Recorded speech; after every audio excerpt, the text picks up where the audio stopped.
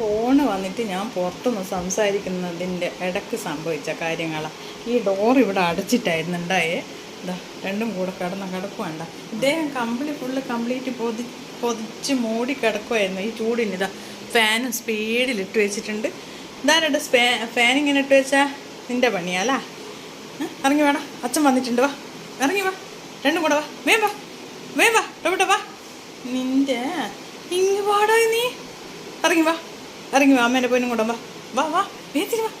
ഇന്നൊന്നും കഴിച്ചിട്ടുമില്ല.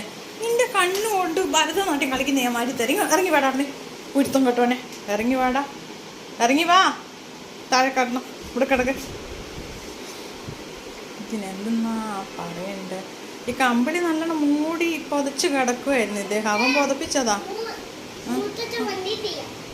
മൂത്തച്ഛൻ വന്നിട്ടില്ല. ഇടാ ടോപ്പിട്ടാ, എനിക്ക് പിന്നെ കൂട്ടിലൊരു ബെഡ് റെഡിയാക്കിയിട്ട് നീ ബെഡ്ഷീറ്റൊക്കെ വലിച്ചിട്ട് കിടന്നാട്ടിനെല്ലാം താഴെ.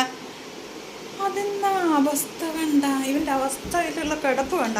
ഇവനെ ഞാനിതെന്നാ വേണ്ട കള്ളനാ. ഇറങ്ങി വാ ടോപ്പിട്ട്, ഇറങ്ങി വരാനാ പറഞ്ഞേ. വാ മോനെ വാ, ഇറങ്ങി വാ.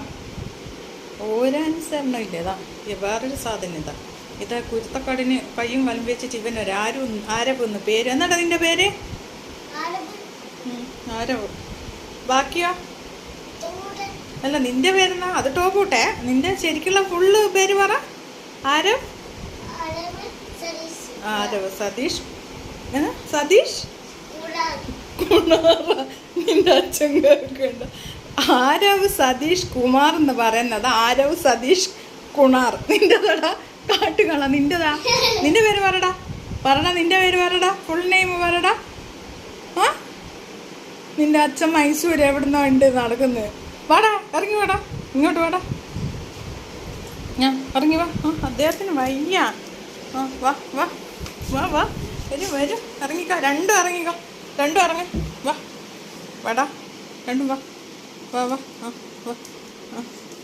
വാ കുരുത്തം കിട്ടാൻ സാധനങ്ങളെ വാ.